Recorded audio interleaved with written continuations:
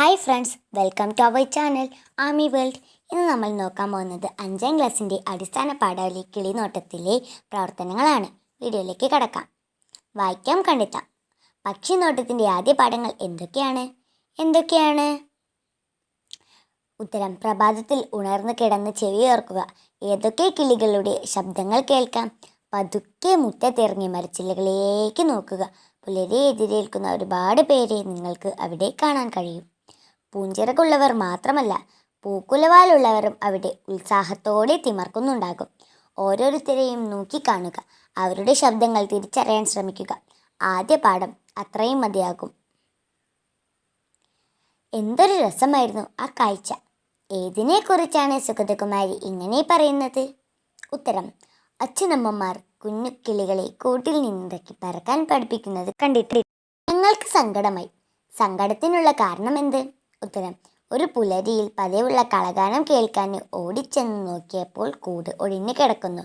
പറക്കമുത്തിയ മക്കളുമായി അവർ വീട് മാറിപ്പോയി കഴിഞ്ഞു.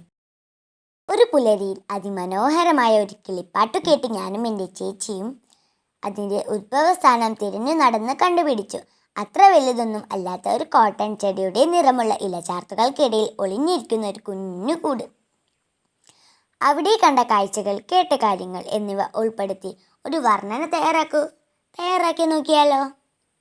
ഉത്തരം: ഒരു ദിവസം അത്ര വലുതൊന്നുമല്ലാത്തൊരു കോട്ടൺ ചെടിയുടെ നിറമുള്ള ഇലച്ചാർത്തുകൾക്കിടയിൽ ഒളിഞ്ഞിരിക്കുന്ന ഒരു കുഞ്ഞിക്കൂട് കുട്ടികൾ കണ്ടു. അവർ ആ കുഞ്ഞിക്കൂടിലേക്ക് എത്തി നോക്കി.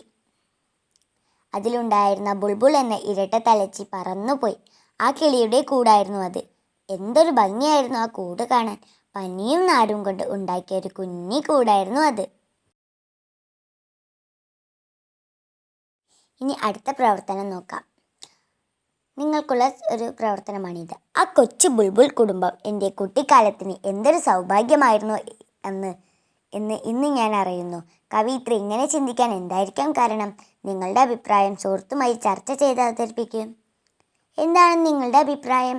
നിങ്ങളുടെ കൂട്ടുകാരുമായി ചർച്ച ചെയ്ത് അവതരിപ്പിച്ചു നോക്കൂ. സുഗതകുമാരി കണ്ട കിളിക്കൂട് ഒരു സ്നേഹക്കൂട് തന്നെയാണ്. ഇതുപോലെ മനോഹരമായ എന്തൊക്കെ കാഴ്ചകളാണ് പ്രകൃതി നമുക്ക് മുന്നിൽ ഒരുക്കുന്നത്. നിങ്ങളുടെ മനസ്സിനെ സ്പർശിച്ച ഏതെങ്കിലും ഒരു അനുഭവത്തെക്കുറിച്ച് കുറിപ്പ് തയ്യാറാക്കൂ. നിങ്ങളുടെ മനസ്സിനെ സ്പർശിച്ച ഒരു അനുഭവം ഉണ്ടാകില്ലേ? ആ അനുഭവത്തെക്കുറിച്ച് ഒരു കുറിപ്പ് തയ്യാറാക്കൂ.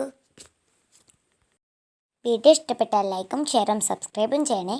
Thanks for watching.